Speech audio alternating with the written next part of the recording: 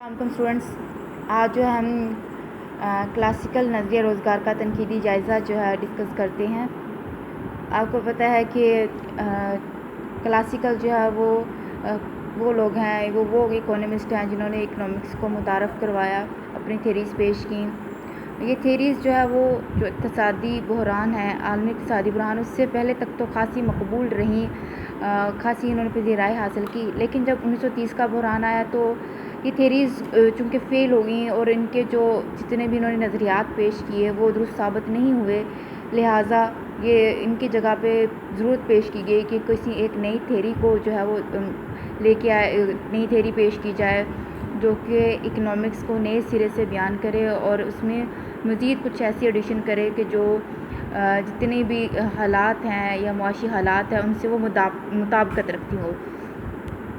Keynes जो है उन्होंने इन थेरीज़ को तनकीद का निशाना बनाया। अब देखते हैं कि क्या क्या इनमें खामियां पाई जाती हैं। सबसे पहले है से का कानून हमने पढ़ा कि जिसके मुताबिक अशिया की जो रसद अपनी तलब खुद पैदा कर लेती है,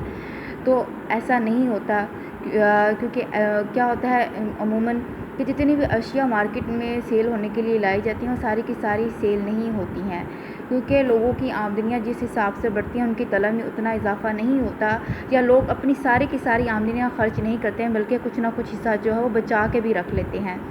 लिहाजा तलब और रसद के दरमियान एक गैप पाया जाता है और इसी गैप की वजह से क्या है, रसद ज़्यादा हो जाती है और तलब कम होती है, ओवर प्रोडक्शन होती है। ठीक है, तो इस तरह की कोई बात जो है वो क्या कहते हैं से के कानून में बयान नहीं की गई। तो ये उसका बहुत बड़ा एक जो है खामी है कि रसद और तलब जो है कब हमेशा जो है वो हम आहंग नहीं हो सकती हैं। केन्स के मुताबिक अशिया की रसद में इजाफा, वही बात जो पहले हम कर चुके हैं कि जितनी आमदनियाँ बढ़ती हैं वो सारी की सारी खर्च नहीं करते हैं बल्कि कुछ ना कुछ हिस्सा बचा लेते हैं, और यही वजह है कि सेविंग में और जो क्या कहते हैं डिमांड है और सप्लाई है उसके दरमियान एक गैप पाया जाता है। उसके बाद केन्स के मुताबिक जो है वो एक सनत के लिए तो फिर भी दुरुस्त साबित हो सकता है, अगर पूरी की पूरी हम इकोनॉमी की बात करें तो ऐसा पॉसिबल नहीं है। दूसरी बात यह है कि जब लोग सेविंग करते हैं तो ये ज़रूरी नहीं है कि वो जितनी सेविंग कर रहे हैं वो सारी की सारी सरमायाकारी में लगा दें। सम टाइम क्या होता है कि वो सारी सेविंग सरमायाकारी में नहीं लगाते बल्कि कुछ हिस्सा फिर भी वो घरों में कुछ मुहर्रकात की खातिर बचा लेते हैं। लिहाजा जो सेविंग और इन्वेस्टमेंट है वो भी आपस में बराबर नहीं होती हैं। लिहाजा हम ये कहें कि पूरी इकोनॉमी में हमेशा जो है वो मजमूई तलब मजमूई रसद बराबर रहती है, तो ये भी गलत है। केन्स के मुताबिक जो है बचतों का इन्हिसार आमदनी पे होता है, जबकि जो सरमायाकारी है वो आपको पता है कम इस्तेदाद सरमायाकारी वो शरह सूद पर डिपेंड करती है, और शरह सूद चूँकि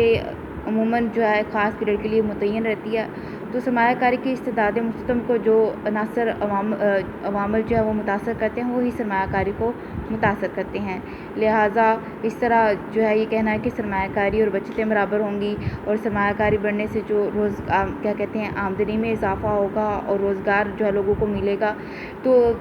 ऐसा नहीं है कि ये फ़्लो जो है या सिलसिला जो है हमेशा चलता रहे, बल्कि इनके दरमियान जो है एक गैप ज़रूर आ जाता है जिसके नतीजे में मुल्क में बेरोज़गारी होगी, क्योंकि वक्त गुजरने के साथ साथ जैसे इन्वेस्टमेंट बढ़ेगी उसकी मुस्तदम इस्तेदाद जो है वो गिरती चली जाएगी, लिहाजा मुल्क में बेरोज़गारी जो है वो फैल जाएगी। केन्स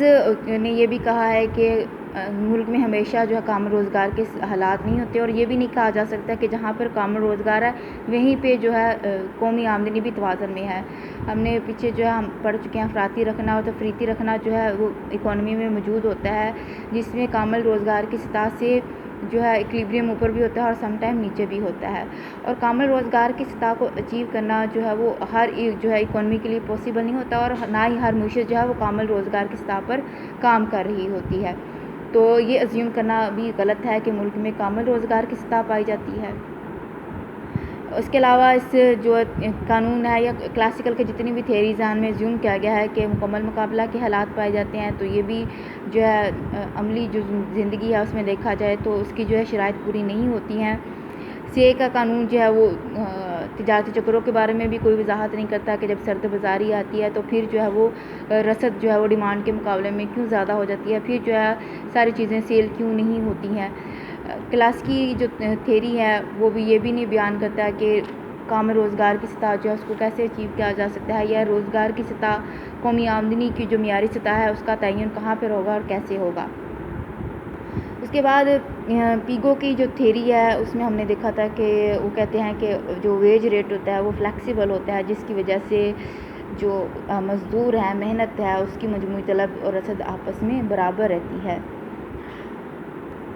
اب ان کے مطابق پیگو کیا کہتے ہیں کہ اگر آپ ملک میں امپلائمنٹ بڑھانا چاہتے ہیں تو آپ ویج ریٹ کم کر دیں گے، اس طرح کیا ہوگا کہ مزدوروں کی ڈیمانڈ میں اضافہ ہوگا۔ کینز کہتے ہیں کہ یہ ضروری نہیں ہے، ایسا نہیں ہوتا۔ سم ٹائم کیا ہے کہ اگر آپ نے ویج ریٹ کم کر دیا ہے تو وہ لوگ جو پہلے ہی کام کر رہے ہیں ان کی جو آمدنیاں ہیں وہ کم ہو جائیں گی، آمدنیاں کم ہونے کی وجہ سے مجموعی طلب کم ہو جائے گی، اور طلب کم ہونے کی وجہ سے جو سٹاک مارکیٹ کے اندر آ رہا ہے سیل ہونے کے لیے وہ سیل نہیں ہوگا، لہٰذا ملک میں پھر وہی سرد بازاری کی صورتحال پیدا ہو جائے گی۔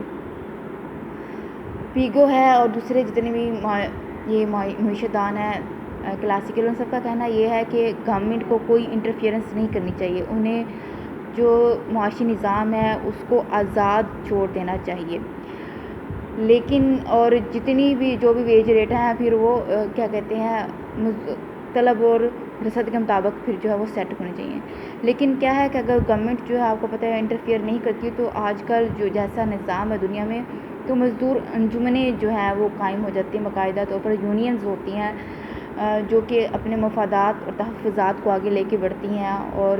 اگر گورنمنٹ جو ہے وہ منیمم ویج جو ہے وہ سیٹ نہیں بھی کرتی تو پھر بھی یہ یونینز جو ہے ڈیمانڈ کرتی ہیں کہ ان کی جو ویج ریٹ ہے وہ فکس کی جائے، اور ایسی ویج ریٹ فکس کی جائے جو کہ مناسب ہو۔ تو اس طرح حکومت کی مداخلت کے باوجود جو ہے مزدور یونین جو ہے وہ ویجز جو ہے اس کو بڑھا لیتی ہیں۔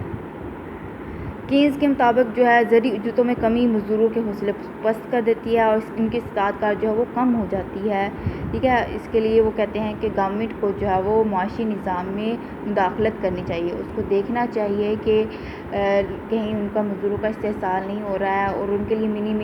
منیمم جو ویج ہے وہ سیٹ کرنی چاہیے۔ مزید وہ یہ کہتے ہیں کہ جتنی بھی سرد بازاری آتی ہے اکانومی میں یا ڈپریشن آتا ہے اس کی وجہ مجموعی طلب میں کمی ہوتی ہے، جس کو وہ افیکٹو ڈیمانڈ کا نام دیتا ہے۔ تو اگر اکانومی سرد بازاری کی طرف جا رہی ہے تو گورنمنٹ کو چاہیے کہ وہ اسٹیپس لے کے لوگوں کی ڈیمانڈ میں جو ہے وہ پھر اضافہ ہو، ٹھیک ہے۔ تو یہ جو ہے یہ اس کا تنقیدی جائزہ ہے، لیکن پھر بھی دیکھا جائے تو کلاسیکل جو اکانومی ہے اس کی بہت زیادہ جو ہے وہ کنٹریبیوشن ہے اکانومی کے اندر، اور